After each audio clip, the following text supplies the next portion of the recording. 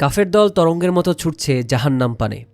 জীবনভর যে যার উপাসনা করেছে, আজ সেসবের প্রতীকী চালকের পিছু পিছু চলছে নির্বোধের মতো।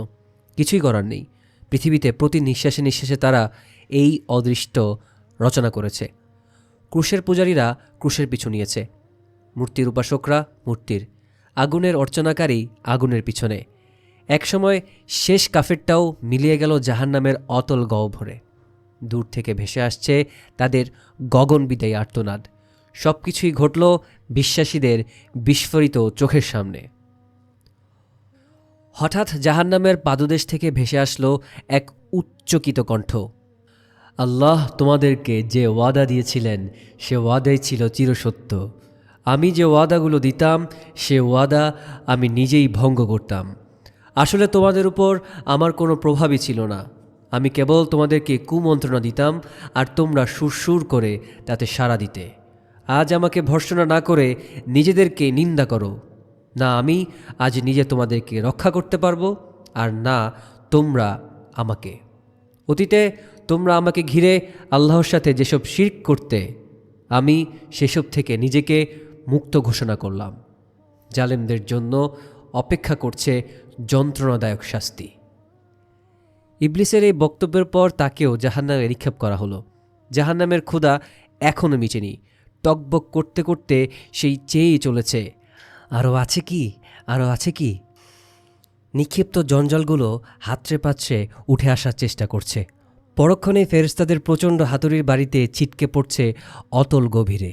মুহূর্তেই ঝলসে যাওয়া দেহ নিয়ে জাহান্নামের প্রহরীকে উদ্দেশ্য করে বলছে, তোমার রবকে আকুতি জানাই, তিনি আমাদের যেন শেষ করে দেন, আমরা আর পারছি না। জাহান্নামের প্রহরী জানাবে, এ থেকে নিস্তার নেই, এখানেই তোমাদের চিরস্থায়ী ঠিকানা। পরিত্রাণের আর কোনো সুযোগ নেই। জাহান্নামের জীবনটাও আক্ষরিক অর্থে কোনো জীবনই না, তোমাদেরও মরণ নেই। অবশিষ্ট বিশ্বাসীদের মধ্যে এখনও লুকিয়ে আছে গুপ্ত অপরাধী।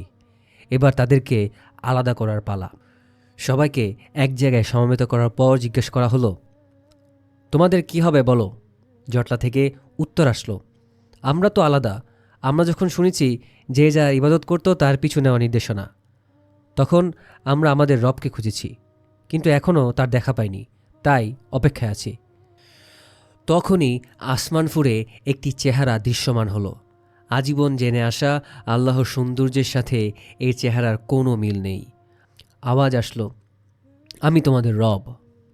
মুমিনরা বলবে, আল্লাহর পানা চাই, আমাদের রব না আসা অবধি আমরা এক চুলো নড়ব না।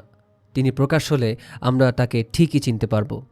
বস্তুত এটা ছিল তাদের জন্য ভিন্নধর্মী এক পরীক্ষা। এরপর আল্লাহ তার অপরূপ দৃশ্য নিয়ে প্রকাশ হবেন আর বলবেন, দেখো আমি তোমাদের রব। নবীগণ বলবেন, হ্যাঁ আপনিই আমাদের রব। আল্লাহ বলবেন, আচ্ছা তোমাদের রবকে চেনার মতো কোনো চিহ্ন কি তোমাদের জানা আছে? তারা বলবে, হ্যাঁ আছে। তখন আল্লাহ তার প্রকাশ করবেন, সাথে সাথে সকলে তার সিজদায় নত হয়ে যাবে। সব প্রকৃত মুমিনগণ সেজদাবনত, কিন্তু মুনাফিকরা শত চেষ্টা করেও মাথা নত করতে পারছে না। শরীর যেন কাঠ হয়ে গেছে। সবুজ ধান খেতে যেমন শুকনো আগাছা আলাদা চোখে পড়ে, মুনাফিকদেরও ইতি উতি দেখা যাচ্ছে, সোজা দাঁড়িয়েছে।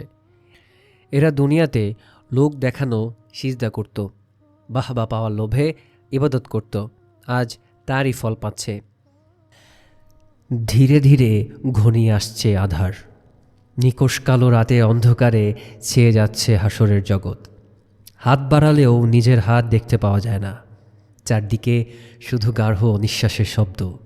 কিন্তু ষষ্ঠ ইন্দ্রিয় উপলব্ধি করতে পারছে জাহান্নামের উপর নেমে আসছে পুলসিরাত। পরম আকাঙ্ক্ষায় তৃষ্ণার্ত হয়ে উঠছে প্রতিটি নফস। এই কি তবে মঞ্জিলে মাকসুদের আগ মুহূর্তের শেষ পরীক্ষা? এই পুলসিরাত পার হলেই কি সেই অনাবিল সুখের জান্নাত যার প্রতিশ্রুতি আল্লাহ দিয়েছেন?